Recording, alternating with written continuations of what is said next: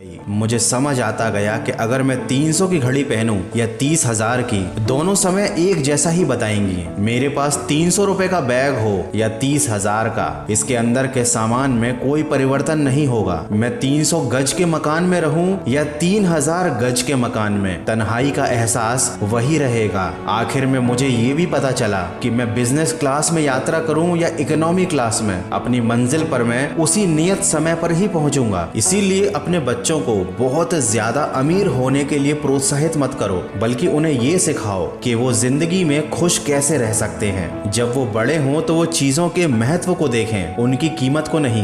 Branded चीजें व्यापारिक दुनिया का सबसे बड़ा झूठ है, जिनका असल उद्देश्य अमीरों की जेब से पैसा निकालना होता है। लेकिन गरीब और मध्यम वर्ग के लोग इससे बहुत ज्यादा प्रभावित होते हैं। क्या ये जरूरी है कि मैं आईफोन लेकर चलूं ताकि लोग मुझे बुद्धिमान और रईस समझें? क्या जरूरी है कि मैं मैकडॉनल्ड्स या KFC में ही खाऊं ताकि लोग मुझे कंजूस ना समझें? क्या ये जरूरी है कि मैं अपने दोस्तों के साथ किसी अच्छे महंगे रेस्टोरेंट में जाकर ही बैठूं ताकि लोग ये समझें कि मैं एक रईस परिवार से हूं? क्या ये आवश्यक है कि मैं एडिडास, नाइकी या बहुत महंगे महंगे जूते पहनूं ताकि हाई स्टेटस वाला कहलाऊं? क्या ये आवश्यक है कि मैं अपनी हर बात में 2-4 अंग्रेजी के शब्द जरूर शामिल करूं ताकि सभ्य कहलाऊं? क्या ये आवश्यक है कि मैं अंग्रेजी गाने सुनूं ताकि मैं यह साबित कर सकूं कि मैं विकसित हो चुका हूं?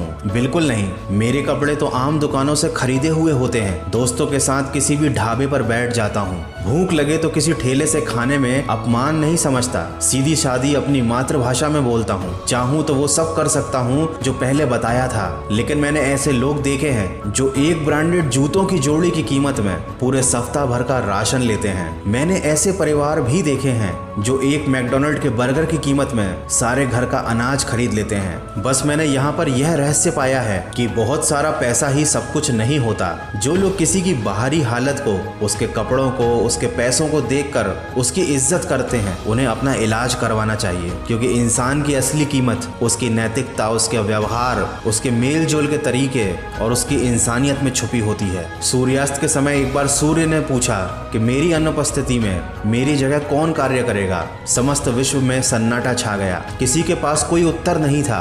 तभी कोने से एक आवाज आई।